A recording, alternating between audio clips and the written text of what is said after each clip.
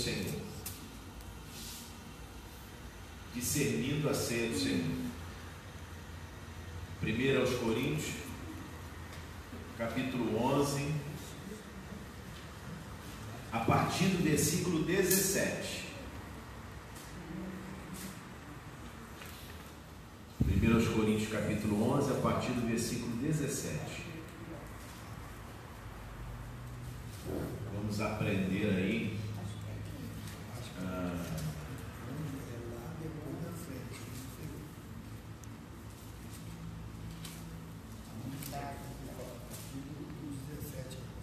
Isso. 1 aos Coríntios, capítulo 11, versículo 17 em diante. Vamos ler até o versículo 34. Diz assim: nisto, porém, que vou dizer-vos, não vos louvo, porquanto vos ajuntais não para melhor, senão para pior. Porque antes de tudo, ouço que, quando vos ajuntais na igreja, há entre vós dissensões, e em parte o creio. E até importa que haja entre vós heresias, para que os que são sinceros se manifestem entre vós. De sorte que, quando vos ajuntais no lugar, não é para comer a ceia do Senhor, porque, comendo, cada um toma antecipadamente a sua própria ceia, e assim um tem fome e o outro embriaga-se. Não tendes, porventura, casas para comer e para beber? Ou desprezais a igreja de Deus e envergonhais os que nada têm? Que vos direi? Louvar-vos-ei? Nisso não vos louvo. Versículo 23. Porque eu recebi do Senhor, o que também vos ensinei, que o Senhor Jesus, na noite em que foi traído, tomou o pão, e, tendo dado graças, o partiu e disse: tomai, comei, isto é o meu corpo que é partido por vós. Fazei isto em memória de mim. Semelhantemente também, depois de cear, tomou o cálice, dizendo: este cálice é o novo testamento no meu sangue. Fazei isto todas as vezes que beberdes em memória de mim. Porque todas as vezes que comerdes este pão e beberdes este cálice, anunciais a morte do Senhor até que venha. Portanto, qualquer que comer este pão ou beber o cálice do Senhor indignamente será culpado do corpo e do sangue do Senhor. Versículo 28. Examine-se, pois, o homem a si mesmo, e assim coma deste pão e beba deste cálice. Porque o que come e bebe indignamente, come e bebe para a sua própria condenação, não discernindo o corpo do Senhor. Por causa disso, há entre vós muitos fracos e doentes, e muitos que dormem. Porque se nós nos julgássemos a nós mesmos, não seríamos julgados. Mas, quando somos julgados, somos repreendidos pelo Senhor, para não sermos condenados com o mundo. Portanto, meus irmãos, quando vos ajuntais para comer, esperai uns pelos outros. Mas, se algum tiver fome, coma em casa, para que vos não ajunteis para a condenação. Quanto às demais coisas, ordená-las-ei quando for ter convosco. Amém? Fecha os teus olhos. Amado e eterno Deus, Senhor, no nome de Jesus, nesta noite, na Tua presença estamos, e queremos, ó Deus, Te agradecer por esta oportunidade, de poder estar na Tua presença, de poder estar neste lugar reunido com estes irmãos para louvar ao Senhor, Te engrandecer e aprender um pouco mais da Tua palavra. Que a Tua palavra nesta noite, ao ser anunciado a Deus, ela encontre corações desejosos, ela encontre corações como terra férteis, não só aqui nesta noite presencialmente, mas a todos quantos pela internet, pela página da Mais com Cristo no Facebook estejam conectados agora, sejam eles também alcançados pela tua palavra, e ela possa cumprir, ó Deus, o propósito pelo qual ela tem sido manifesta nesta noite, em nome do Senhor Jesus. Pai, em nome do teu Filho amado, nós desde já lhe agradecemos por tudo, em nome de Jesus. Amém. Podeis assentar. Lembrando que esta carta, 1 Coríntios e 2 Coríntios, foi uma carta escrita pelo apóstolo Paulo. Esse boletim que foi entregue a vocês está aí, vocês podem acompanhar a mensagem da palavra de Deus, e deixa aberta a Bíblia em 1 Coríntios, porque nós ainda iremos decorrer alguns versículos dela ainda esta noite, para que a gente possa aprender um pouco a respeito da ceia do Senhor, discernir acerca da ceia do Senhor.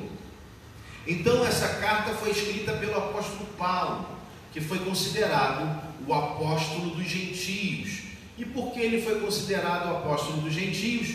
Porque ele foi quem mais levou o evangelho, as boas novas, fora dos arraiais judaizantes, né?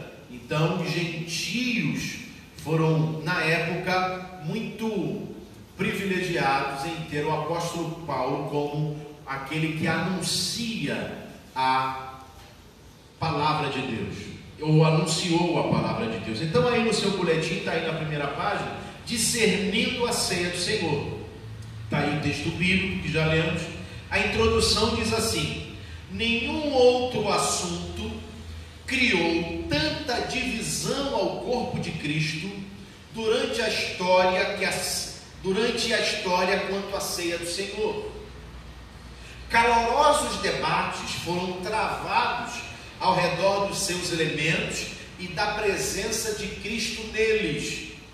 A Igreja Católica Romana, oficialmente adotada no Quarto Concílio Laterano, isso em 1215, e reafirmado no Concílio de Trento em 1551, defendia a literalidade do pronunciamento de Jesus e acreditavam que o pão, em algum momento da celebração da Santa Ceia, transformava-se em carne e o vinho transformava-se em sangue.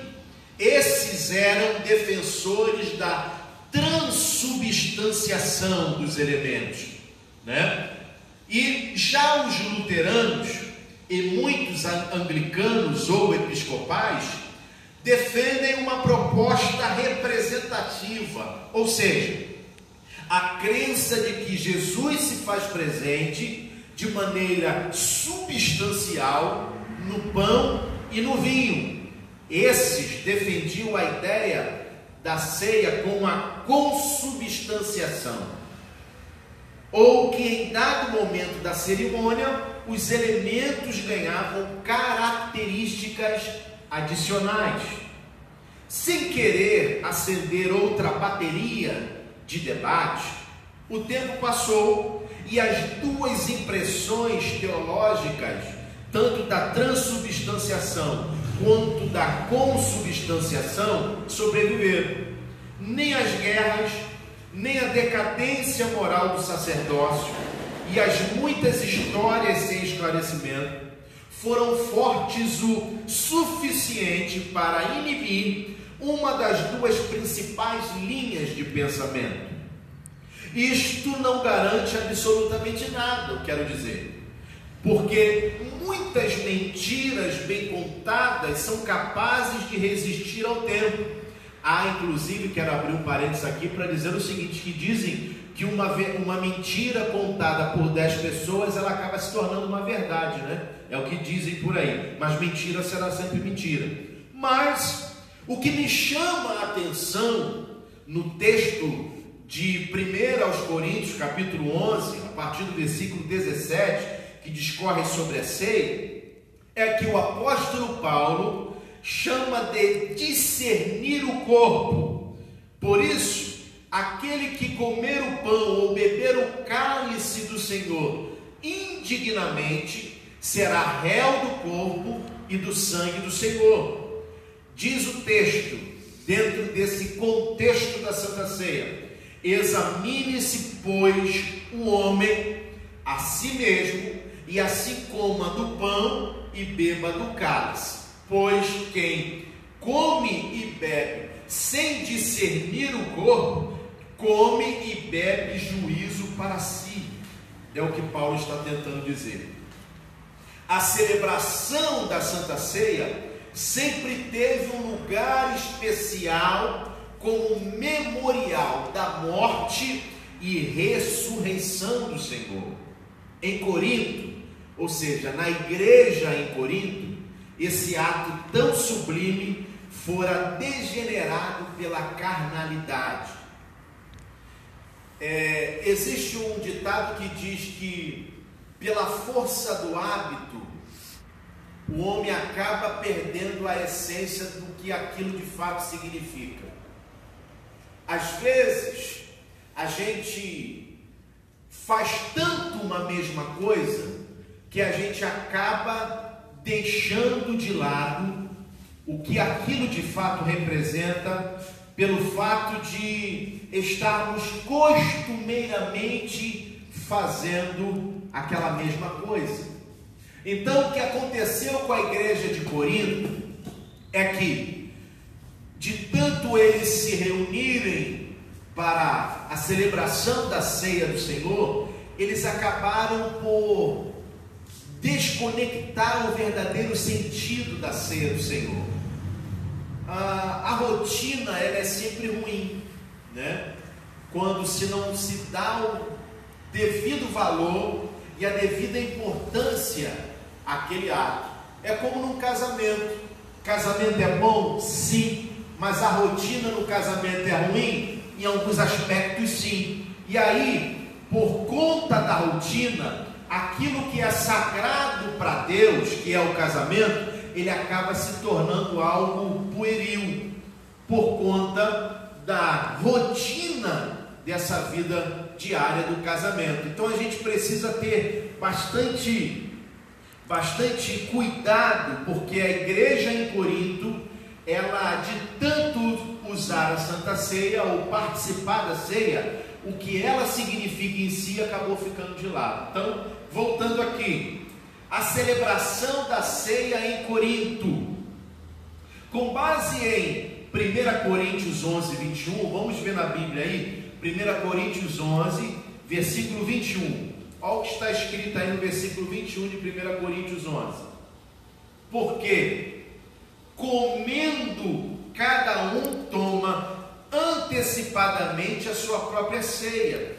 e assim um tem fome e o outro embriaga-se. Então, com base nesse versículo, entendemos que em Corinto a Santa Ceia não era uma refeição simbólica apenas, como acontece em nosso meio nos dias atuais, mas uma refeição de verdade. Ou seja, a Santa Ceia hoje para nós, ela é uma refeição simbólica. Apenas uma vez no mês nós nos reunimos para participarmos da Santa Ceia. Já em Corinto, pelo que Paulo escreveu no versículo 21 de 1 Coríntios 11, fica subentendido que a Santa Ceia na ocasião era uma refeição de verdade, como é o nosso almoço, como é a nossa janta, como é o nosso café. Era mais ou menos assim que acontecia. Fica claro também pelo texto que cada um dos participantes levava uma porção de comida que era compartilhada uns com os outros. É o que a gente chama aqui em Vitória de junta-prato, não é isso? É o tal do junta-prato que a gente faz hoje aqui em Vitória. Lá no Rio, a gente chamava de almoço americana, né? Era isso? O que é isso? É quando não dá para um fazer a festa e a farra sozinho, a gente convida os amigos e que esses tragam alguma coisa para ajudar na ceia. Então, tudo indica que na ocasião, a ceia realizada em Corinto era feita dessa maneira, era um junta-prato. cada um trazia um prato de alguma comida e compartilhava aquilo que trouxe com os demais presentes da Santa Ceia. Mas, em razão dos partidarismos na igreja, os grupinhos se formavam também para comer. Uns comiam primeiro, outros depois. Tudo se fazia para evitar contatos.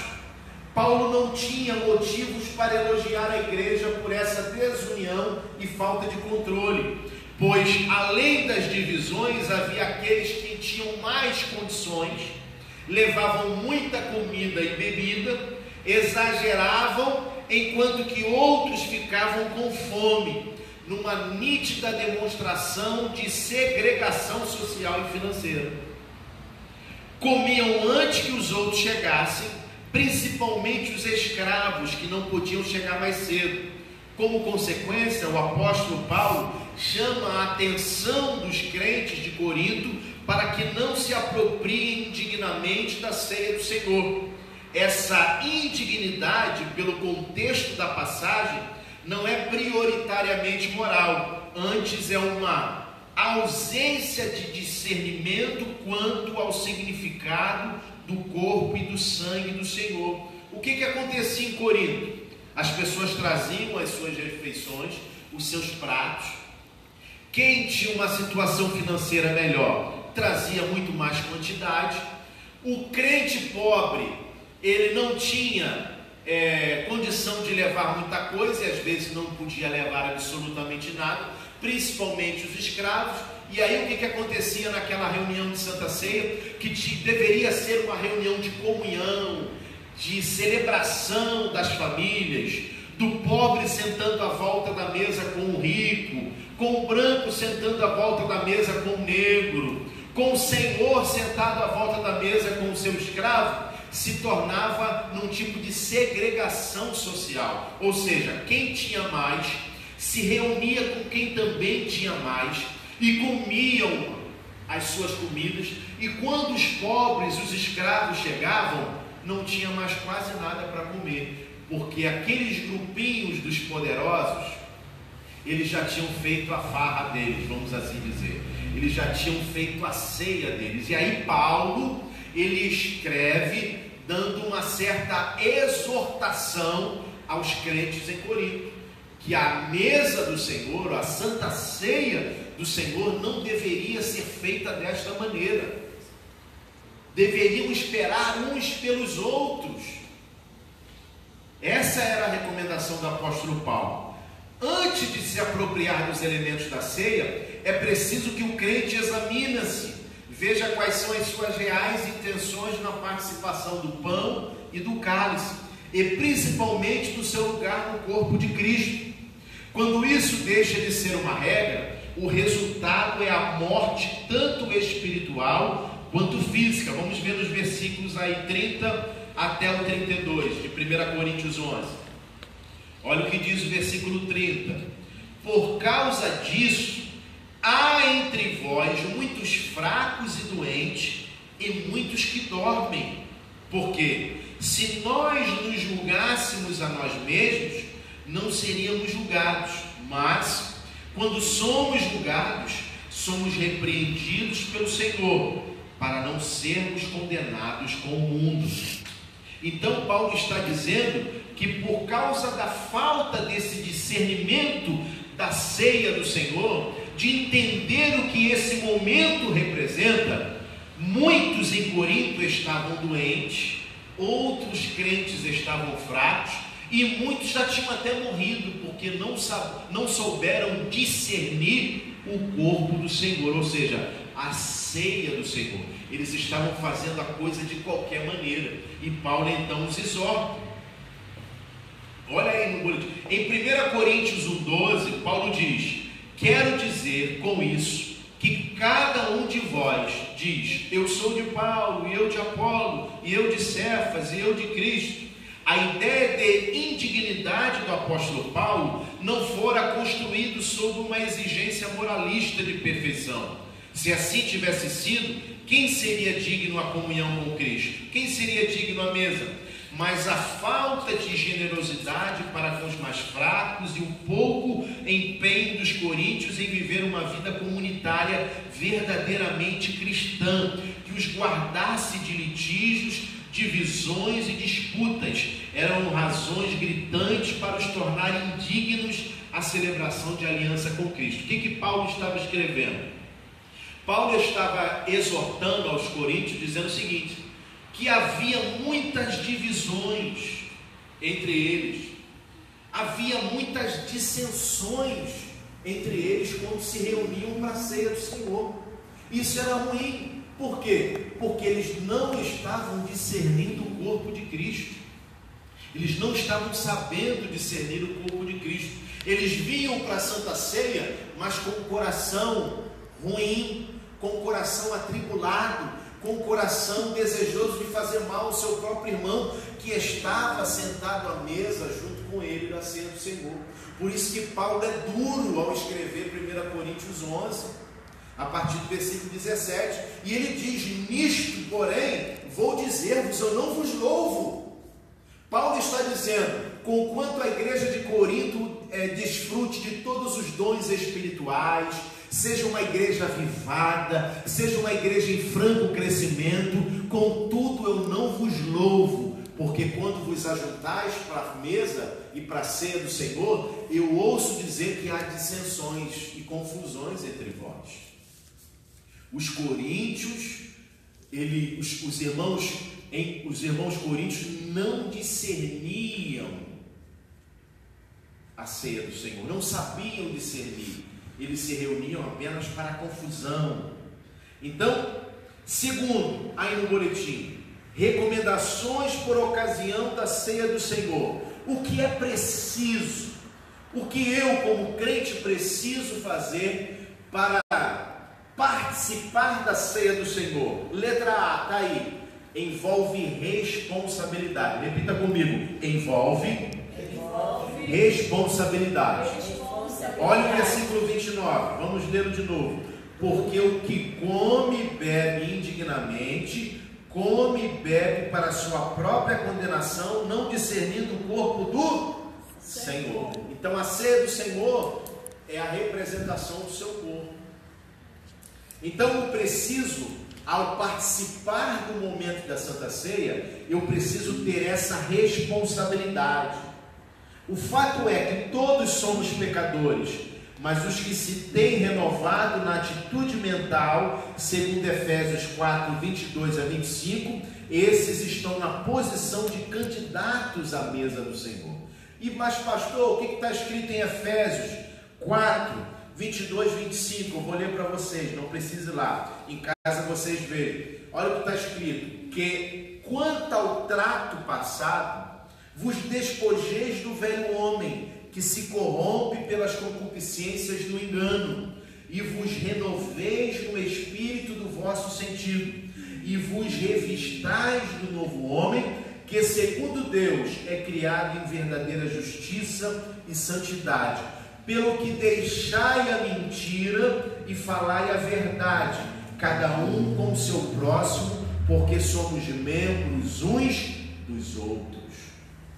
Então esse, segundo o apóstolo Paulo, crente em Efésios capítulo 4, versículo 22 a 25, está apto a participar da Santa Ceia do Senhor. Amém? Amém.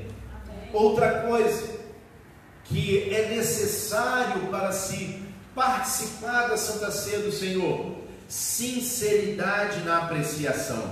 Vamos lá para 1 Coríntios 5:8. Volta a sua Bíblia um pouquinho no capítulo 5. Você está no capítulo 11, volta no capítulo 5.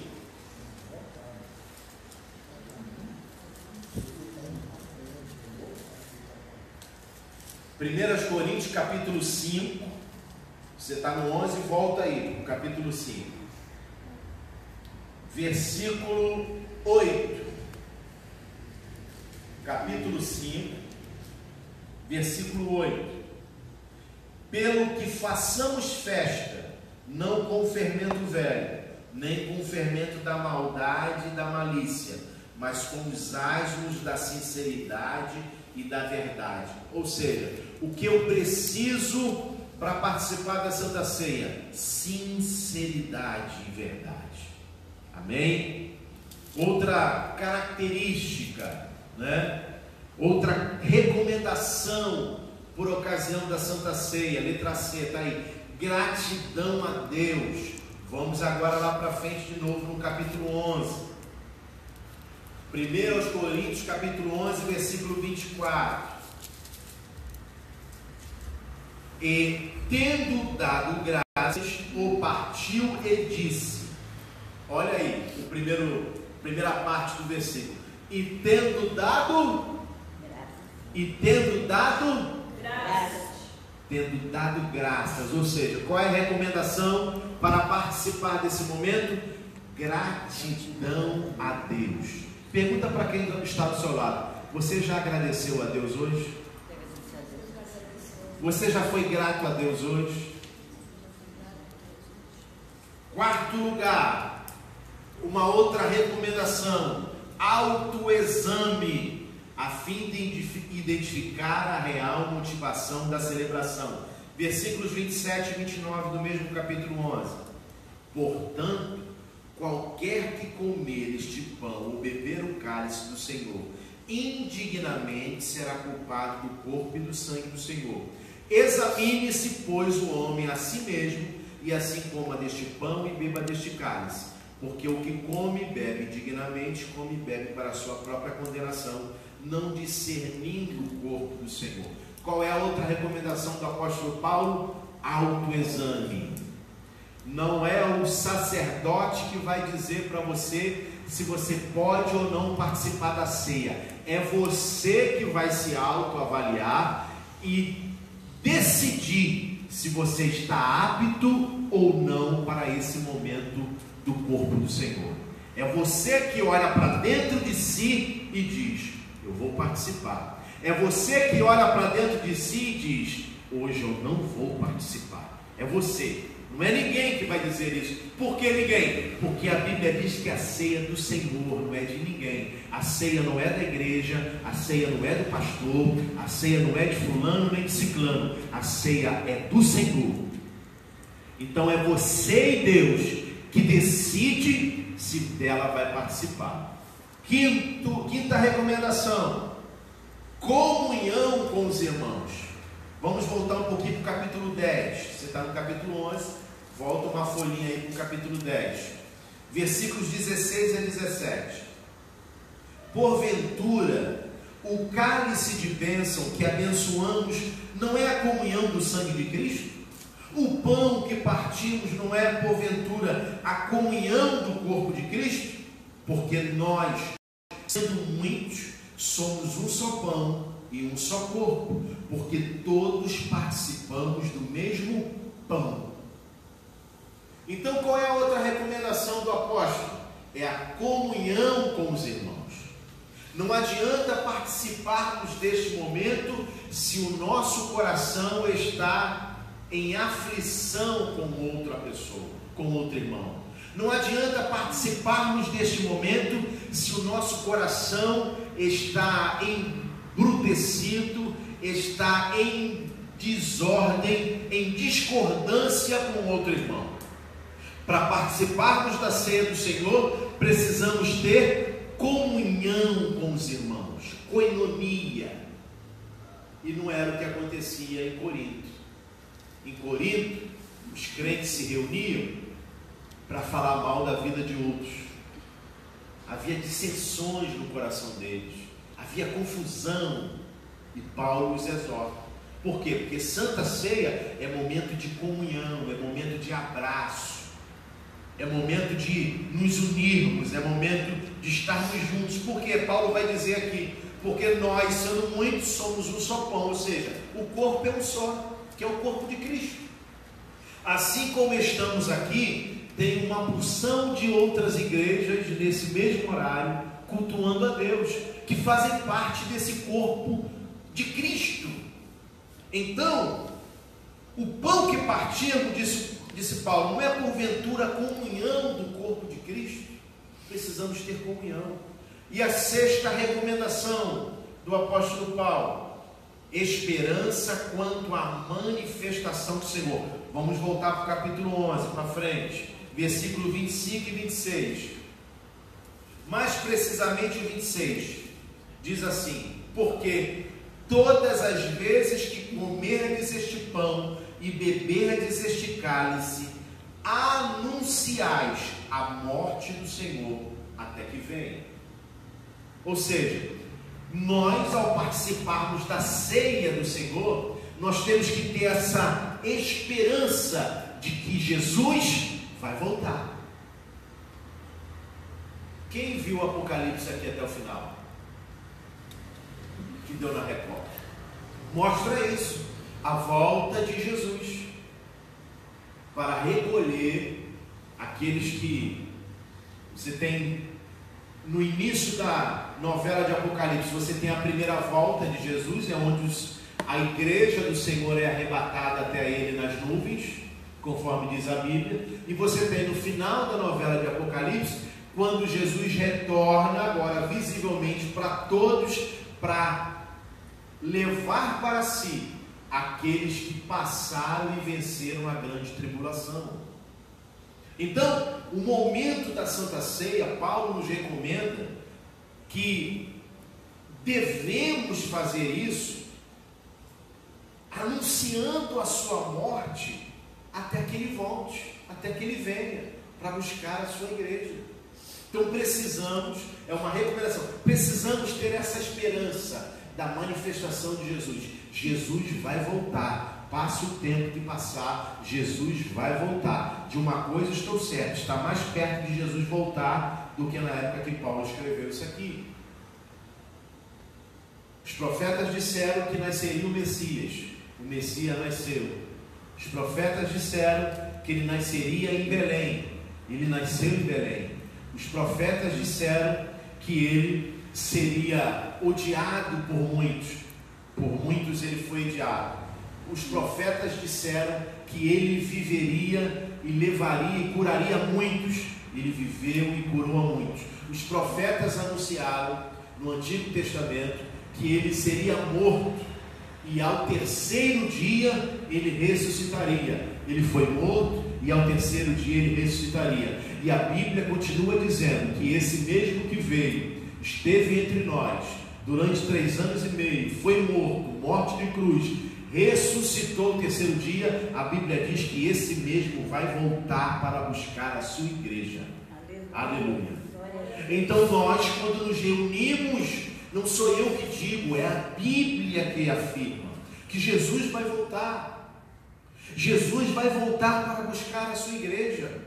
E nós precisamos estar preparados para subirmos com o Senhor, porque Ele vai voltar. E essa é uma recomendação do apóstolo Paulo. Precisamos ter essa esperança. A gente olha para um lado, a gente olha para o outro lado, a gente não vê solução, parece que as coisas estão ficando muito difíceis, parece que Deus abandonou a todos nós. Não, Deus não nos abandonou. Ele prometeu que vai voltar e vai voltar.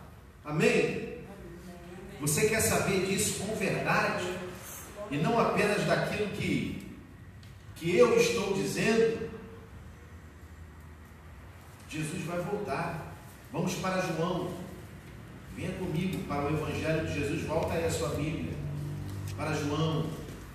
Não tem muito a ver com a Santa Ceia, mas eu senti de ler esse texto para que vocês possam entender que Ele vai voltar.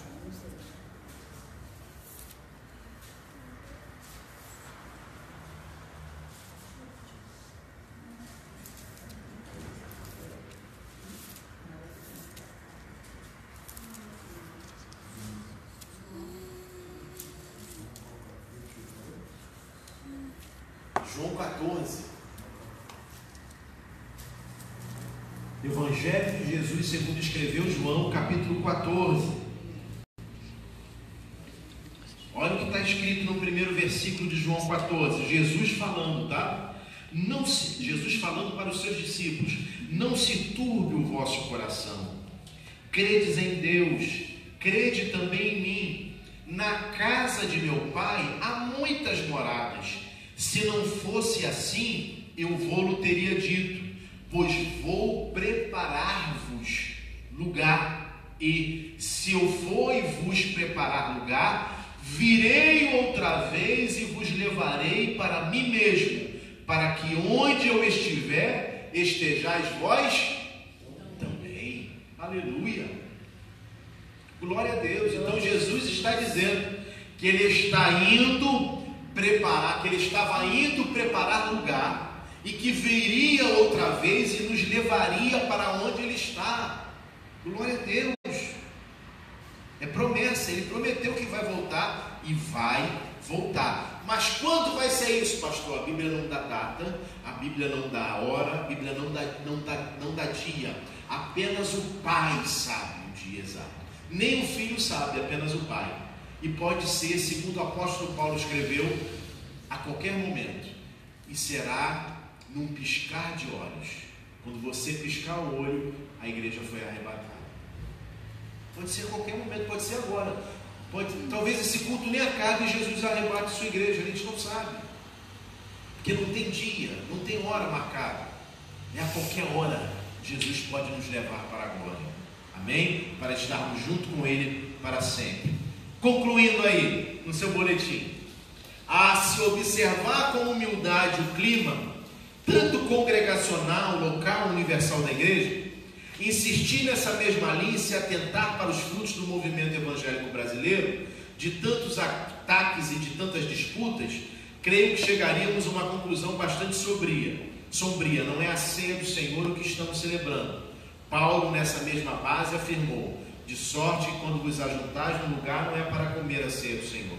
Se atentarmos para 1 Coríntios 11, 25 e 26, concluiremos que a celebração da ceia do Senhor aponta tanto para o passado, quanto para o presente e o futuro. Em relação ao passado, ela é um memorial da morte de Cristo na cruz do Calvário, para redimir os pecados dos crentes. No presente, é um ato de renovação da comunhão com Cristo, da aliança com Ele, bem como os demais membros do corpo. Quanto ao futuro, anuncia o dia da manifestação do Senhor, quando estaremos com Ele e em corpos glorificados. Amém? Então, o que eu mais gosto da Santa Ceia do Senhor é essa capacidade que ela tem de nos remeter ao passado, de nos lembrarmos a morte de Jesus na cruz do Calvário por mim e por vocês, por nós. No presente, de renovar a nossa aliança com Ele e entre nós como igreja. E no futuro, é de guardarmos essa esperança da manifestação dele em glória para arrebatar a igreja do Senhor. Amém? Vamos ficar de pé em nome do Senhor Jesus. Quero convidar a minha esposa aqui à frente, junto comigo, para nós apresentarmos esses elementos que nós não acreditamos nem na transubstanciação, nem na consubstanciação. Nós acreditamos que o corpo é simbolicamente representado com o pão, e o vinho é simbolicamente representado o sangue de Jesus. Não há mágica aqui, não há misticismo aqui, é apenas um simbolismo do corpo, que é o pão, e do sangue de Jesus, que é o suco da uva, o suco da vide. Amém? Então nós vamos apresentar ao Senhor estes elementos, apresentando-os em nome de Jesus. Amado e eterno Deus, Senhor, no nome do Teu Filho amado Jesus, estamos nesse momento como igreja, ainda que poucos, mas reunidos no Teu nome. Não estamos aqui esta noite reunidos no nome de ninguém famoso, da mídia, ou de algum jogador fluente, habilidoso da Copa do Mundo que estamos vivenciando, não. Estamos aqui reunidos esta noite no nome de Jesus, no nome que a Bíblia diz que é sobre todos os nomes, o nome de Jesus. no nome que a Bíblia diz que um dia todo joelho há de se dobrar diante dele. Estamos nos reunindo nesta noite no nome poderoso e sacrossanto de Jesus. E por isso, Senhor, lhe apresentamos esses elementos da Santa Ceia. Só é santa porque o Senhor tem sido representado e entre nós se faz presente na pessoa do Espírito Santo. E por isso lhe apresentamos o cálice, lhe apresentamos o pão esta noite, ó Deus, e lhe pedimos que o Senhor entre nós esteja presente, e cremos que já está, para que nesse momento em que estaremos participando do corpo do Senhor, que é o pão, e do sangue do Senhor, que é o cálice, possamos desfrutar da mais profunda comunhão, ó Deus, com o Senhor e com os nossos irmãos aqui esta noite.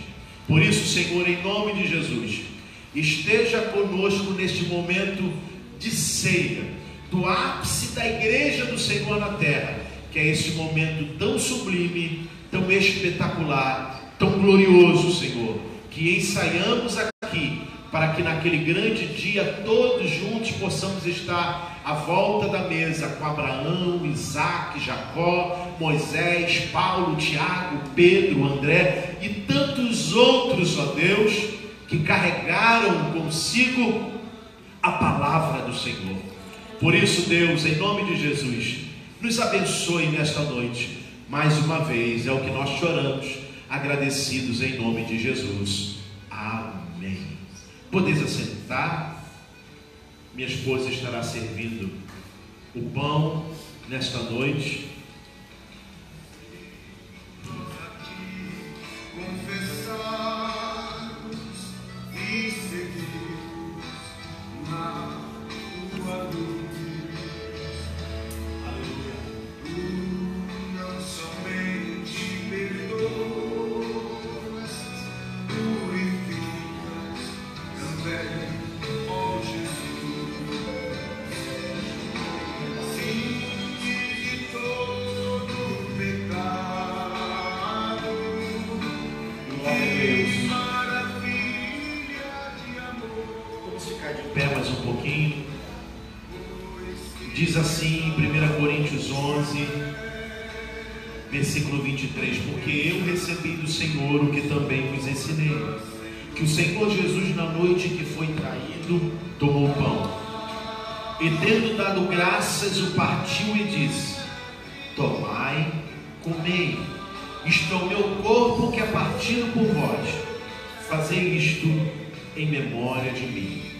Em memória de Jesus Cristo, comamos deste pão para a glória de Deus.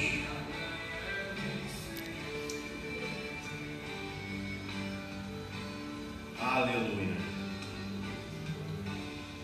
Glória a Deus. Aleluia. Podeis assentar. Aleluia. Glória a Deus.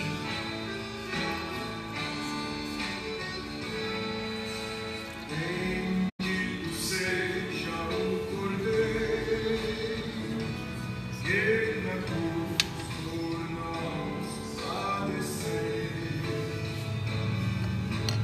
Bendito seja o seu sangue que por nós ali ele fez. Aleluia. Vamos ficar de pé. E diz o texto do versículo 25: semelhantemente também, depois de cear, tomou o cálice, dizendo: este cálice é o novo testamento no meu sangue. Fazei isto todas as vezes que beberdes em memória de mim. Em memória a Jesus Cristo, bebamos deste cálice para a glória de Deus.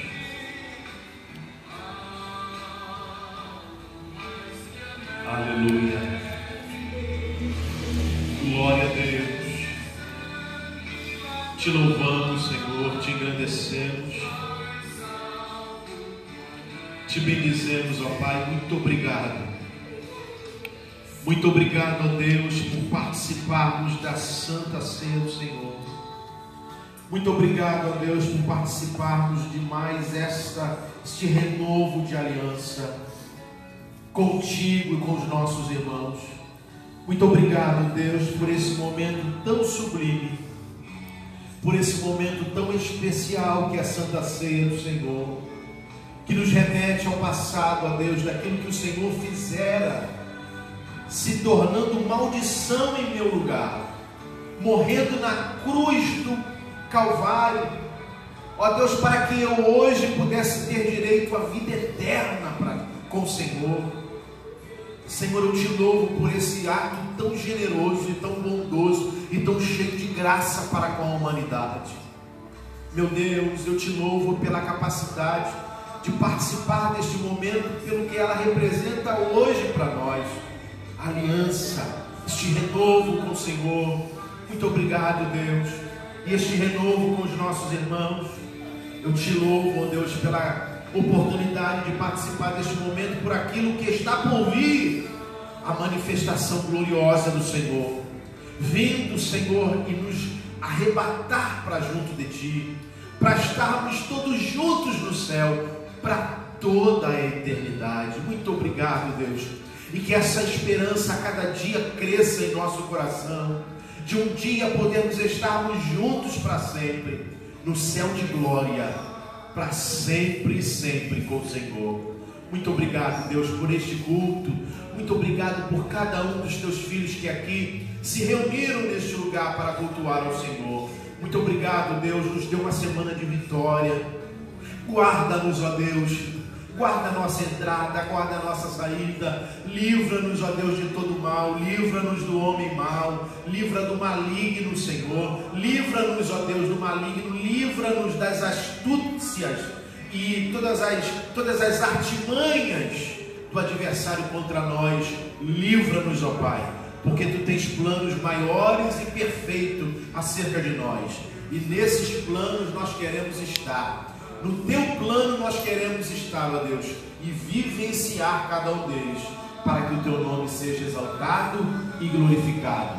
Muito obrigado, Senhor. Cuide da nossa família, da nossa parentela, cuide de todos, ó Deus.